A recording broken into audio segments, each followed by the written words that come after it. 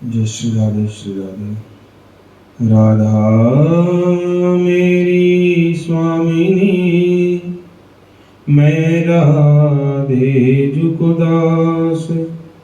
जन्म जन्म मोहि दीजिए, श्री वृंदावन को वास। वृंदावन सोवन नहीं, और नंद गाँव सो गाँव। वंशी वट सो वट नहीं, श्री कृष्ण नाम सो नाम। भक्त भक्ति भगवंत गुरु, चतुर नाम वपुएक।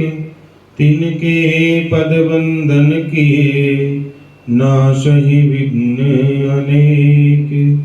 जय जय श्री राधा रमण, जय जय नवल किशोर। जय गोपी चित चोर प्रभु, जय जय माखन चोर। श्री वृंदावन बिहारी लाल की जय। जय जय श्री राधे श्याम, जय जय श्री सीताराम। प्रभु की अहेतु की कृपा से हमें नित्य प्रति श्री श्री चैतन्य चरितावली के माध्यम से मानव जीवन का सर्वोत्कृष्ट फल सत्संग सुलभ हो रहा है। उसी श्रृंखला में कल हमने श्रवण किया था शची माता और गौरहरि, और आज विष्णु प्रिया और गौरहरि। गौरांग जी, गौरहरि जी ये संन्यास के लिए तैयार हैं और आज विष्णु प्रिया से मिलेंगे।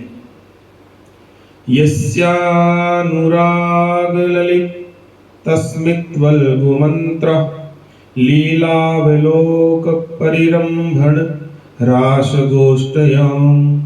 नीतास्मन क्षणमयि क्षणदा विना तत्, गोप्य कथं नवति तर्हि तमो दुरंतम। अर्थात जब भगवान श्री कृष्ण मथुरा को जाने लगे तो जो स्थिति गोपियों की थी वही स्थिति आज माता शची की भी हुई, वही स्थिति आज विष्णु प्रिया की भी हुई। तो उसी के माध्यम से गोपियां परस्पर में चर्चा कर रही थी, कह रही है, हाँ, जिन कृष्ण के स्नेह के साथ खिले हुए सुंदर मंद मंद हास्य युक्त मनोहर मुख को देख करके और उनके सुमधुर वचनों को सुनकर तथा लीला के सहित कुटिल कटाक्षों से उनकी मंद मंद चितवन और प्रेम आलिंगनों के द्वारा रस क्रीड़ा में हमने बहुत सी बड़ी बड़ी निशाएं, बहुत सी बड़ी बड़ी रातें एक क्षण के समान बिताई। मतलब भगवान श्री कृष्ण के समीप जब गोपियां होती थी और जब उनके मुखमंडल का दर्शन करती थी, उनके साथ नृत्य करती थी, रास करती थी, तो कहते कि सारी सारी रात ऐसे लगता जैसे क्षण में बीत गई हो। ऐसे अपने प्यारे श्री कृष्ण के बिना हम इस दुस्सह विरह जन्य दुख को कैसे सहन कर सकेंगे। आज वो मथुरा जा रहे हैं, इसका सहन करना तो अत्यंत कठिन है। वही स्थिति आज यहाँ पर विष्णु प्रिया की हुई है। पितृगृह से जिस दिन विष्णु प्रिया पति गृह में आई थी, उस दिन प्रभु भक्तों के साथ कुछ देर से गंगा स्नान करके लौटे। आते ही भक्तों के सहित प्रभु ने आज भोजन किया। भोजन के अनंतर सभी भक्त अपने अपने स्थान को वापस चले गए, लौट गए। प्रभु भी अपने शयन गृह में जाकर के शैया पर लेट गए। इधर विष्णु प्रिया का हृदय धक धक धक धक कर रहा था कि मैं जाकर के इनसे मिलूं, क्या पूछूं, क्या जवाब मिलेगा, कुछ समझ नहीं आ रहा था। उनके हृदय सागर में मानो चिंता और शोक का बवंडर सा उठ रहा था, तूफान आ गया था। एक के बाद एक विचार स्वयं आते और उनकी स्मृति मात्र से विष्णु प्रिया कांपने लगती। ऐसी दशा में भूख प्यास का क्या काम। जब व्यक्ति चिंता में हो तो उसको ना भूख लगती है ना प्यास लगती है। मानो भूख प्यास तो शोक और चिंता के भय से अपना स्थान त्याग करके कहीं और चली गई है। प्रातः काल से उन्होंने कुछ भी आज नहीं खाया था। पति के निकट बिना कुछ प्रसाद पाए जाना अनुचित समझ करके उन्होंने प्रभु के उच्छिष्ट पात्रों में से 2-4 ग्रास अनिच्छा पूर्वक और वो भी माता सची के आग्रह पर उन्होंने खाए। उनके मुख में अन्न भीतर जाता ही नहीं था। जैसे तैसे कुछ खा पी करके वे धीरे धीरे पतिदेव की शैया के समीप पहुंचे।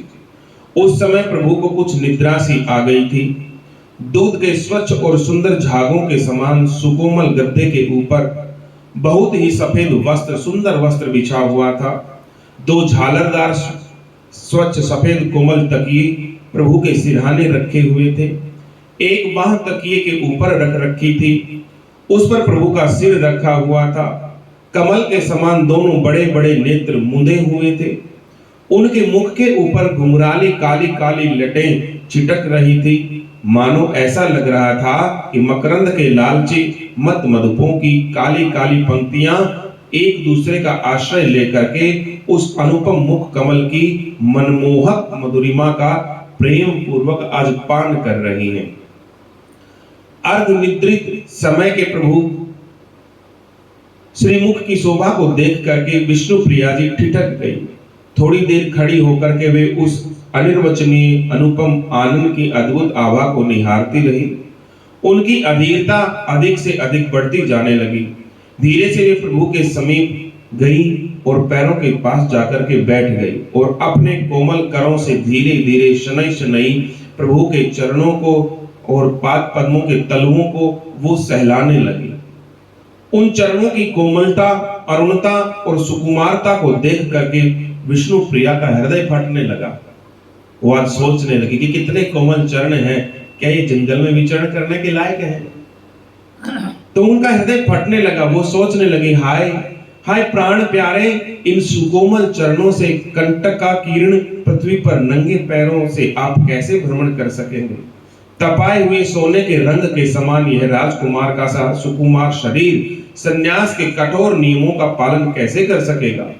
इन विचारों के आते ही विष्णु प्रिया के नेत्रों से मोतियों के समान अश्रु बिंदु झड़ने लगे। चरणों में गर्म बिंदुओं के स्पर्श होने से प्रभु चौंक उठे। आंखें जैसे बही तो वो चरणों के पास ही बैठी थी। आंखों से आंसू लुढ़क करके मोटे मोटे गर्म आंसू और प्रभु पाद के श्री चरणों पर जाकर के गिरे तो उनकी निद्रा भंग हुई। उनकी आंखें खुली, वो चौंक उठे और तकिए से थोड़ा सिर उठा करके उन्होंने अपने पैरों को निहारा। सामने विष्णु प्रिया को देख करके प्रभु थोड़े से उठ पड़े। आधे लेटे आधे सोए हुए प्रभु ने कहा, तुम रो क्यों रही हो? इतनी अधीर क्यों बनी हुई हो? तुम्हें ये क्या हो गया है? रोते रोते अत्यंत क्षीण स्वर में सुबकियां भरते हुए विष्णु प्रिया ने कहा, अपने भाग्य को रो रही हूं। मैं अपने भाग्य को रो रही हूं कि विधाता ने मुझे इतनी सौभाग्यशाली क्यों बनाया। दुर्भाग्यशाली नहीं, सौभाग्यशाली। हाँ, विरोधाभास। भगवान ने मेरे को इतनी सौभाग्यशाली क्यों बनाया? प्रभु ने कुछ प्रेम विस्मित अधीरता से प्रकट करते हुए कहा, बात तो बताते नहीं, वैसे ही सुबकियां भर करके रो रही हो। मालूम भी हो तो होना चाहिए कि बात आखिर क्या है। उसी प्रकार रोते रोते विष्णु प्रिया जी बोली, मैंने सुना है कि आप घर बार छोड़ करके सन्यासी होने जा रहे हैं। हम सबको छोड़ करके आप चले जाएंगे।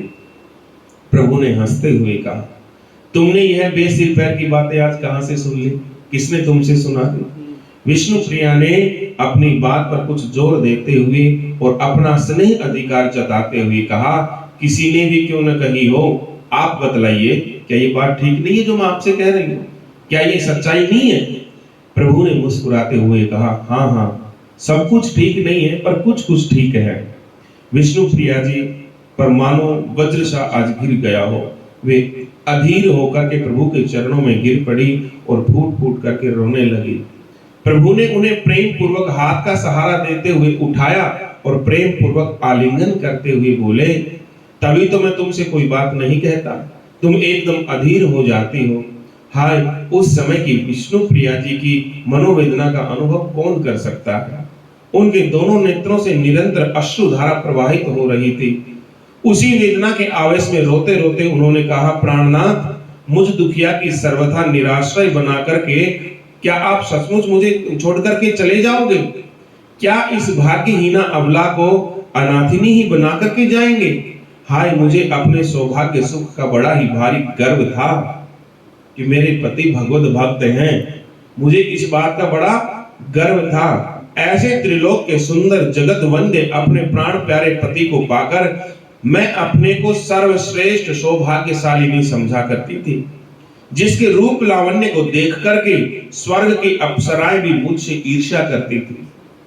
नवद्वीप की नारियां मेरे सौभाग्य सुख की सदा भूरी भूरी प्रशंसा किया करती थी।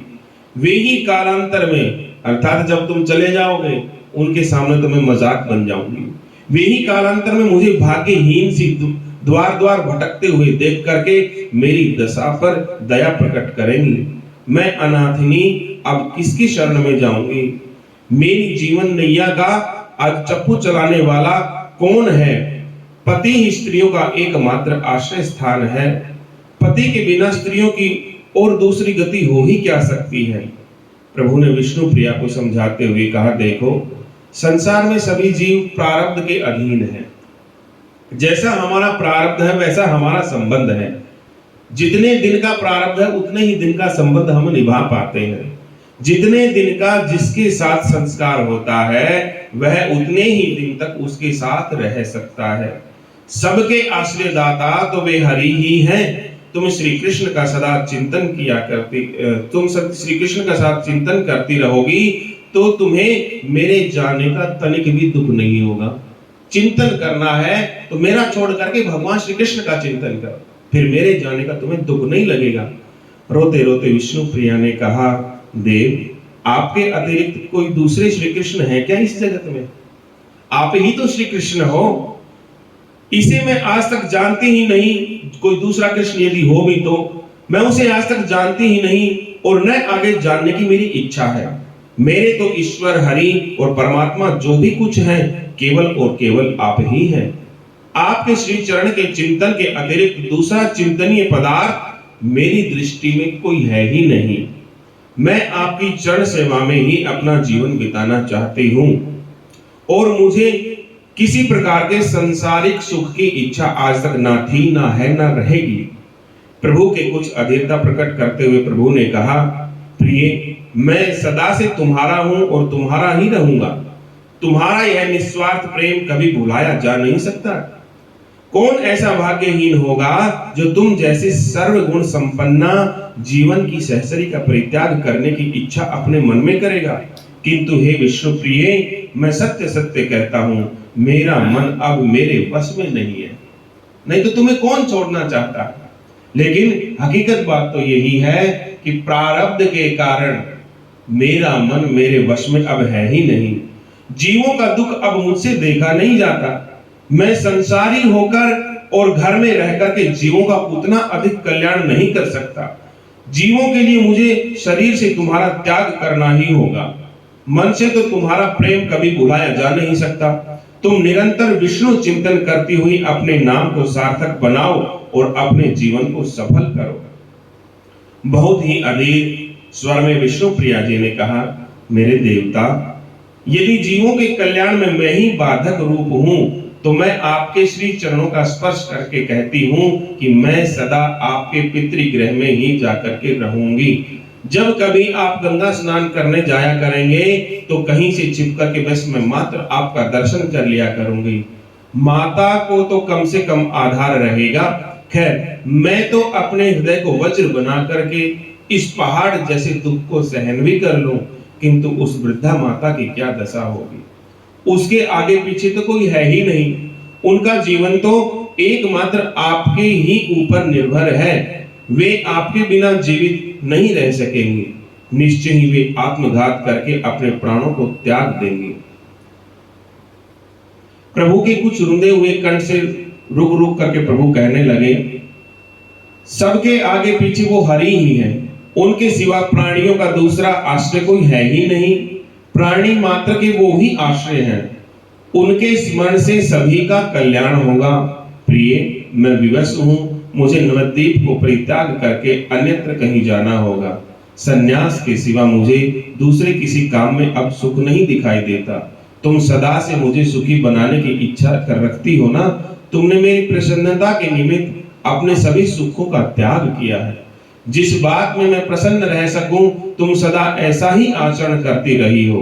अब तुम मुझे दुखी बनाना चाहती हो क्या?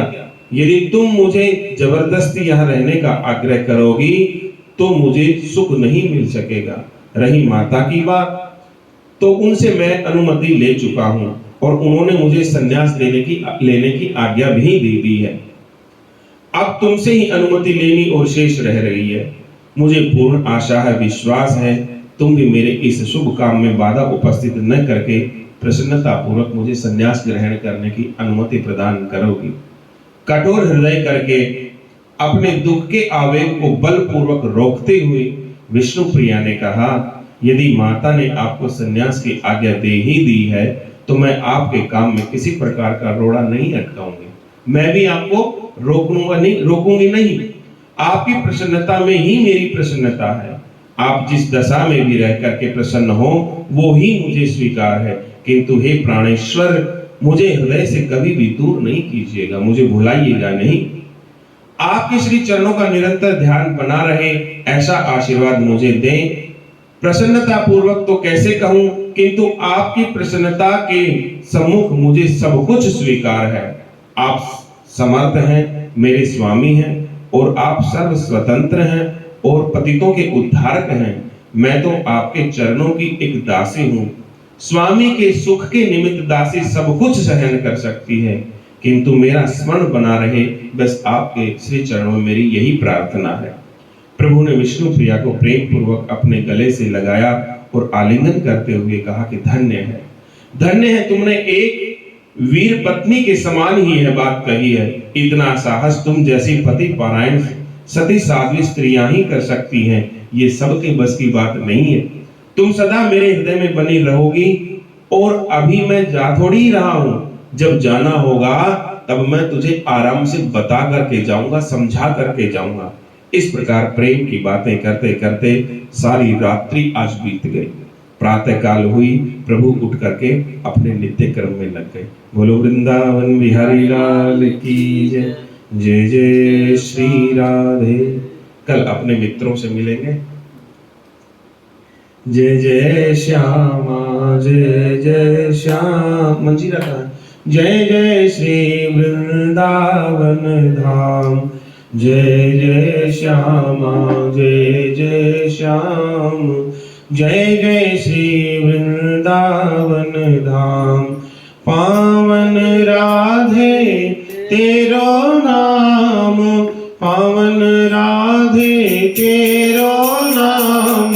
पावन श्री वृंदावन धाम, पावन श्री वृंदावन धाम।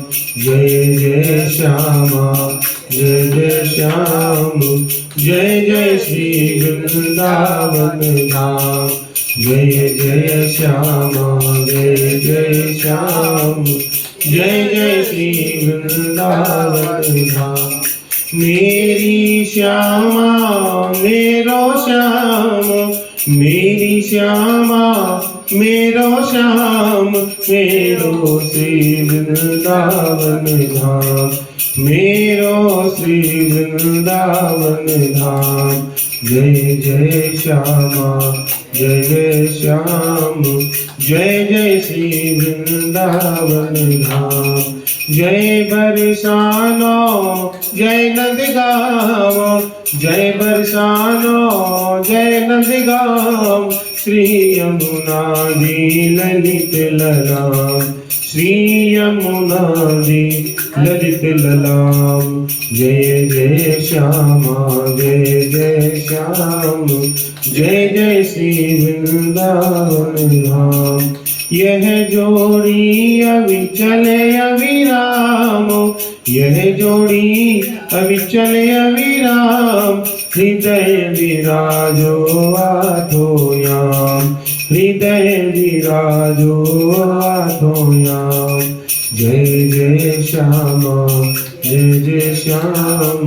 जय जय श्री वृंदावन धाम। जय जय श्यामा, जय जय श्याम। जय जय श्री वृंदावन धाम। हाँ जय जय श्री वृंदावन धाम। जय जय श्री वृंदावन धाम। श्री वृंदावन बिहारी लाल की जय।